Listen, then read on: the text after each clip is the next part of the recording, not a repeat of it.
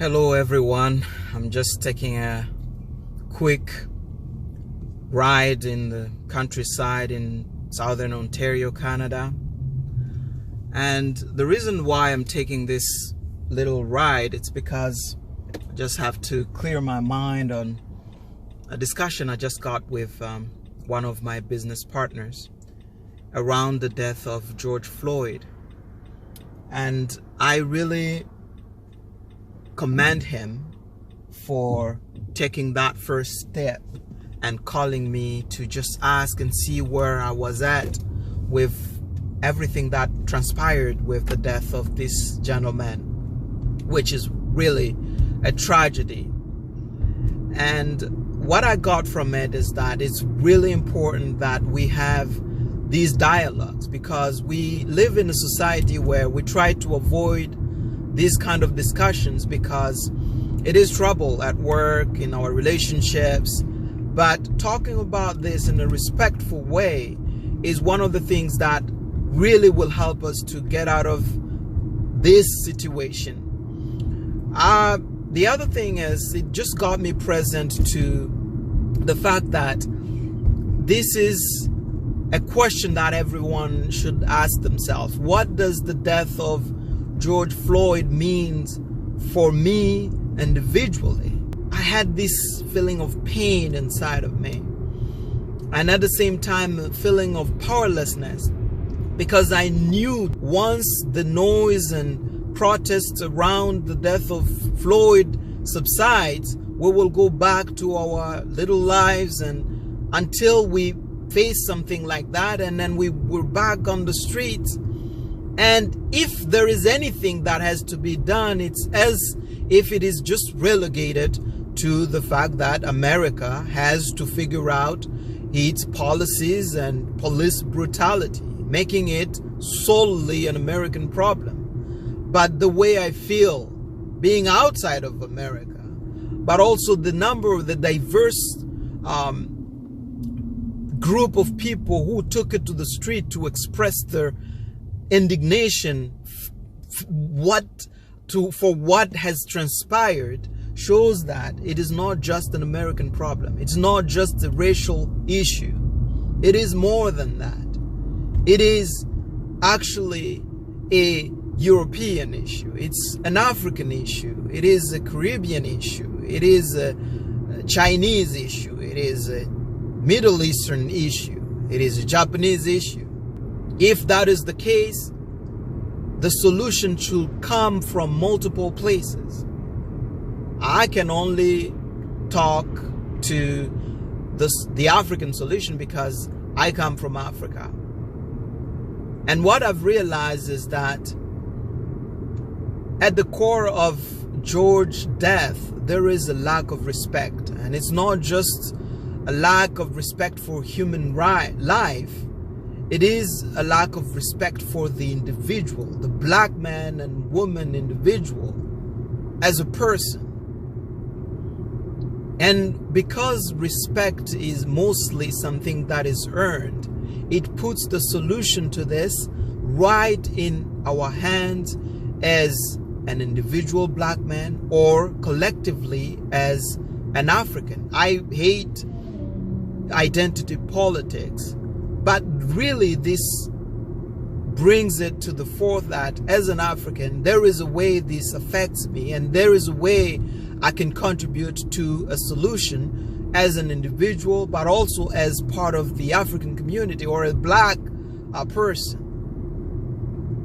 And this starts with our leaders. African leaders have to really command the kind of respect that other leaders command when they go abroad or when they meet their counterparts. There are plenty of examples of African leaders being disrespected around the world, but the one that comes to mind for me is mostly what transpired when the Congolese delegation was received at the White House last year in 2019. And what transpired to me was, when the Congolese delegation was just meeting the American delegation, you can see a picture of people around the table. On one side, the Congolese delegation, which is made out of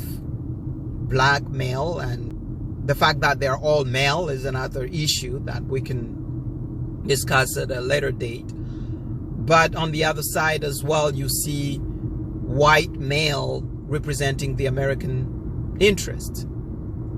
And that picture seems to be very normal until you try to replace the Congolese delegation with, let's say, a French delegation.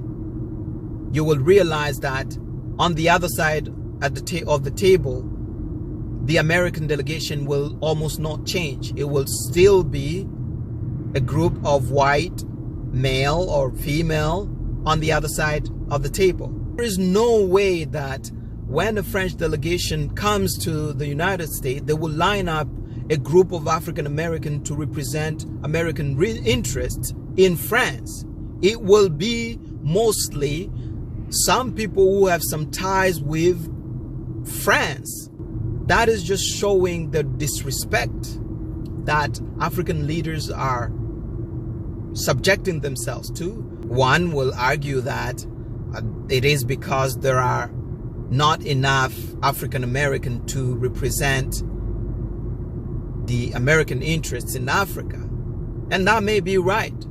But it is a call out to African American now to start getting interested in Africa. Not in the sense of going back to Africa because America is your home now, but in the sense of making sure that you can leverage the vested interest you have in making sure that the interests of Africa are secured, but also to make sure that you do not delegate that responsibility. There are many African American celebrities who have foundations and charitable organizations, and it's not that I am not grateful to the goods that those organizations, but I am one of those people who believe that those funds can better be utilized in supporting African American to know more about Africa, to support businesses and create businesses by African Americans that can expand into Africa and benefit the African people. And of course, some will ask, how do we even start having those kind of businesses? That concern is a call out to some of us who grew up in Africa, came to this country, and have ties, direct ties in Africa. And the responsibility starts by just being honest about what it means to be in these countries. It's not easy to make a living here. My first job is, as I came to Canada, was as a security guard. And it's not like I'm trying to put down security guard line of work, but I was not proud to show people that I am suffering here. It's not really easy. And by doing that, we perpetuate the cycle of people thinking that to succeed, you have to get out of Africa, which is not the case. And even when we become a little more successful, we have the responsibility to, because one of the things about these countries is that you can do a lot. You are exposed to many opportunities.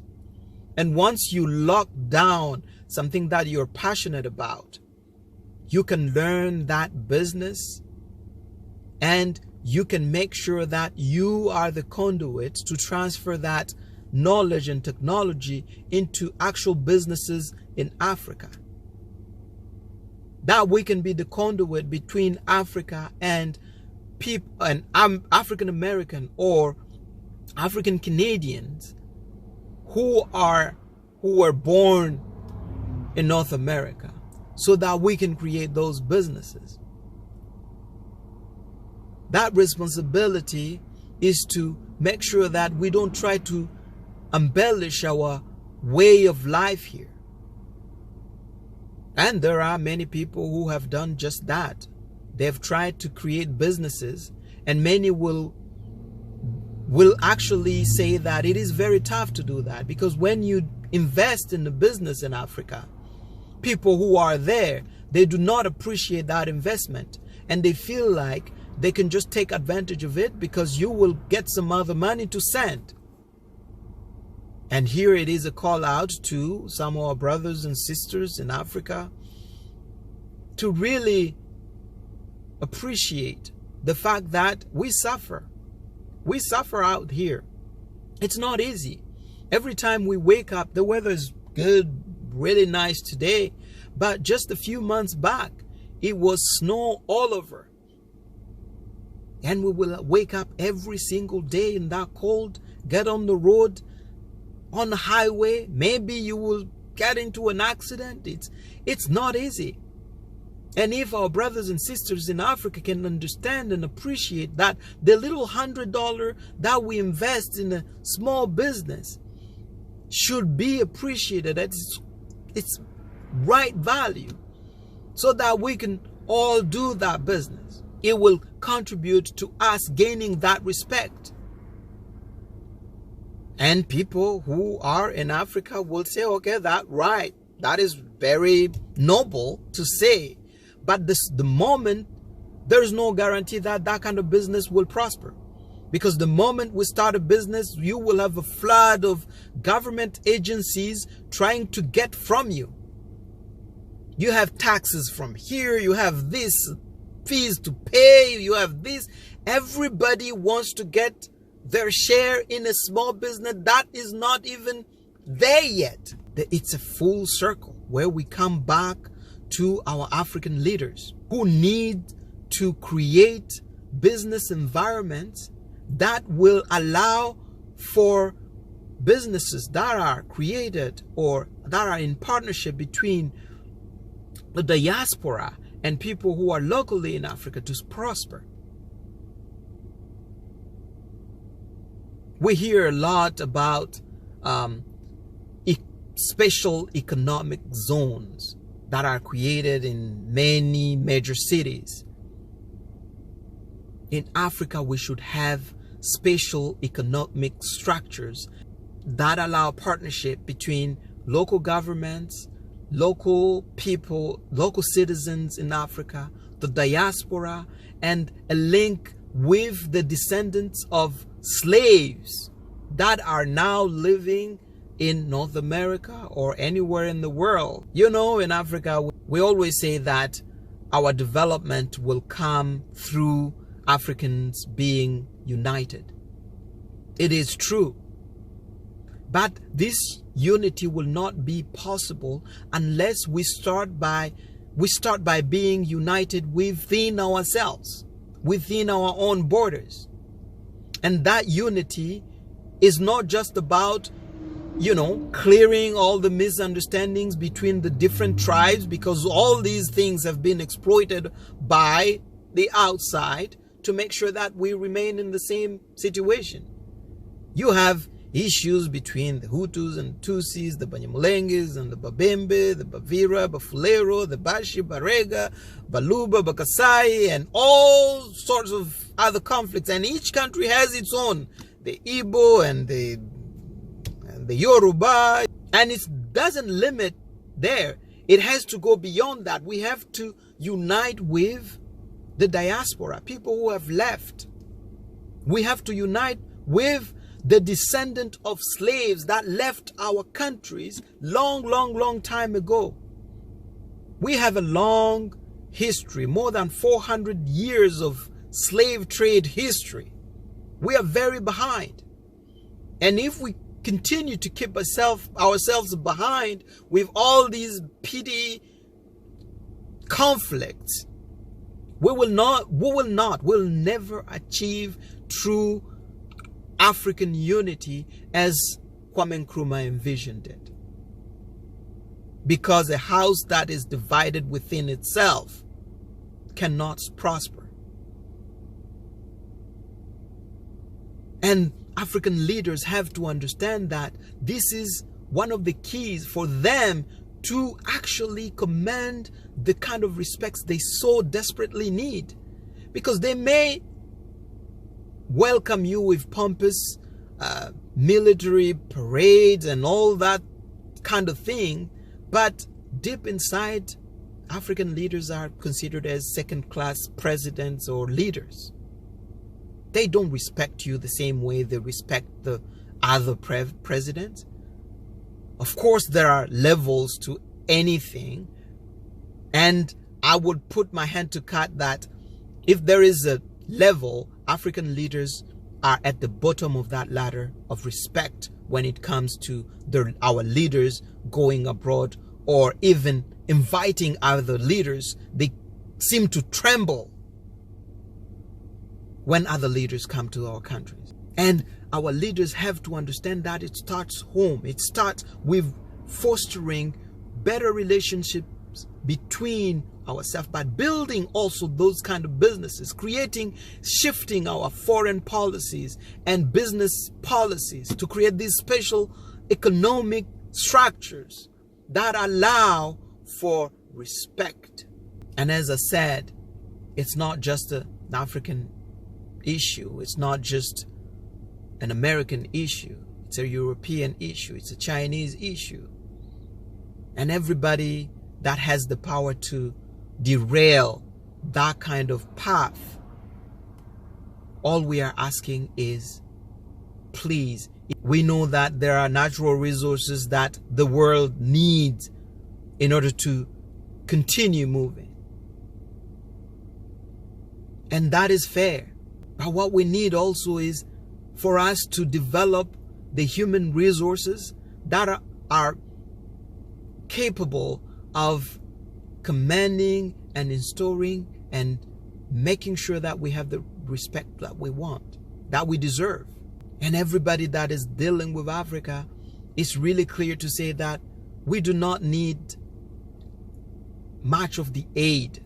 We don't need the UK, the US aid and all sorts of aids. We cannot build our economy on foreign aid. You have to let us suffer, yes, but let us build our economy respectfully. Let us build our human resources. If you are really serious about, and you should, because once we do that, it's a better world. Can you imagine the lost opportunities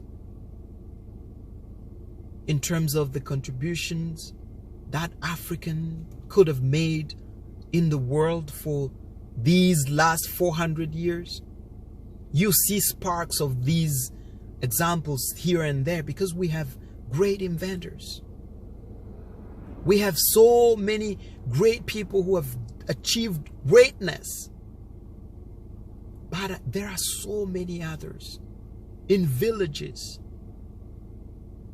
across the Democratic Republic of Congo, in Kanyabayonga. I don't know why I keep saying Kanyabayonga. We have so many great kids who will never see those opportunities unless we give them that chance. We sometimes think that we are better than everyone else.